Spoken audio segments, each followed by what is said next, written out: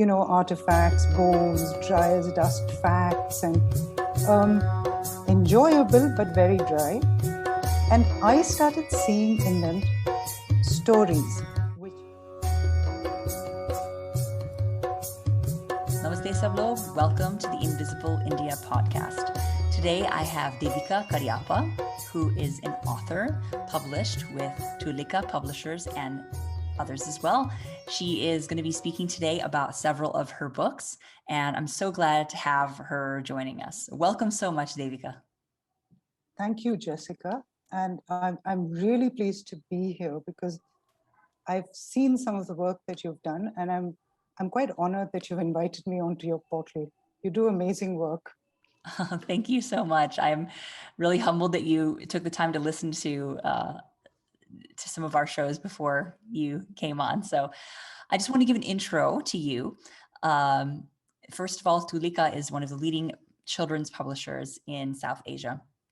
Devika particularly is an award-winning children's author who uses her background in history and archaeology to creatively communicate with the young audience. Her first book, India Through Archaeology, Excavating History, encourages children to explore Indian history through the lens of archaeology. It was awarded the Hindu Young World-Goodbooks Award for 2010 and the Sahitya Adamikas by Sahitya Puraskar 2019. She's also the author of India Through People, 25 Game Changers, about courageous men and women who left an imprint on the course of modern India. The Adventures of the Kohinoor, an adaptation of William Dalrymple and Anita Anand's book, Kohinoor and Uncle Nehru. Please Send an Elephant, a picture book for a younger audience of Nehru's elephant diplomacy. The Adventures of Kohinoor are on Neev Book Awards 2021 shortlist. So that is a very impressive bio. I'm so excited to talk more with you. This is part of a series of Indian literature and language and culture that we're doing on the show. So would you like to add anything, a little bit about yourself before? I just want to get to know a little bit about you, and we'll get into more of your books in a bit, but how did you become an author? Anything else you'd like to share with us? Jessica, if you could repeat your question. Sure. I missed your question. Sure, no problem. I was just saying that, is there anything else you'd like to tell us about yourself before we begin? Well, it's been a long journey. So I've done a lot of things along the way, but this is the one that has given me the most satisfaction.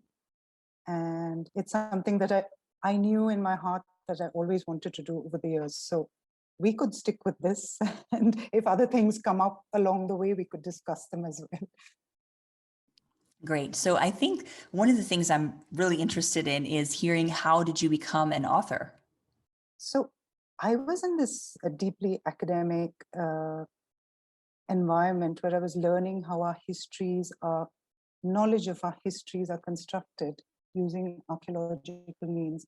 And it's a very serious environment with a lot of, artifacts, bones, dry as dust facts, and enjoyable but very dry.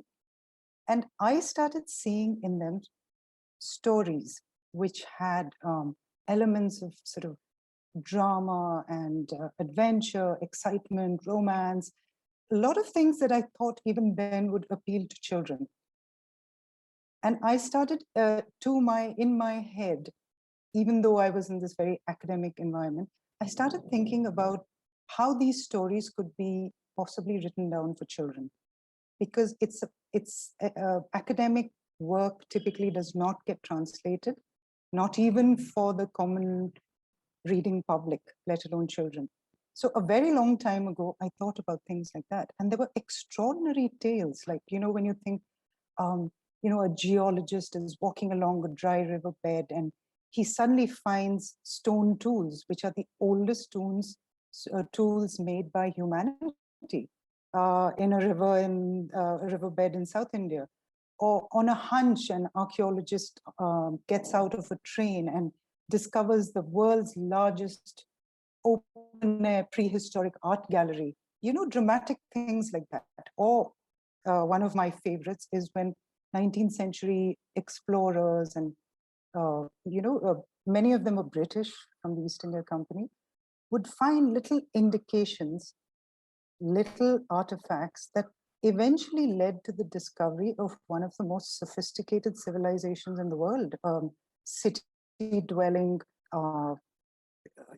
people who pushed back India's known history at that point by more than 2,000 years. They were the Harappans.